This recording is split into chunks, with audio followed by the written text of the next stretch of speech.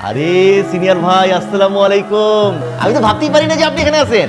আমি ভাবছি আপনি লজ্জা পেয়ে রিটেক টিটেক নিয়ে গ্রাজুয়েশন কমপ্লিট করে ভার্সিটি ছেড়ে দিচ্ছেন, কিন্তু আপনি তো তা যাবেন না, কারণ আপনি তো বেহায়া।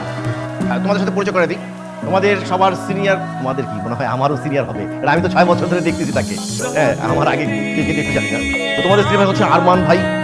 ওনার সাথে যারা ছিলেন তারা গ্রাজুয়েশন কমপ্লিট করে মাস্টার্স শেষ করে বিয়ে শাদী করে বাচ্চা কাচ্চা নিয়ে জুনিয়রটা তার সিনিয়র হয়ে যাচ্ছে, কিন্তু আমাদের ভাই কিন্তু আমাদেরকে ছেড়ে যাচ্ছে না। কেন? ভালোবাসা। সে যে আমাদের প্রতি ভালোবাসা দেখিয়েছে, আমরা কি পিছিয়ে থাকবো? আমরাও পিছিয়ে থাকবো না, আমরাও তার ভালোবাসার প্রতিদান দিব। কিভাবে দিব? আমি হেড অফ ডিপার্টমেন্টের সাথে কথা বলবো, আমরা নতুন একটা ডিপার্টমেন্টের ব্যবস্থা করবো।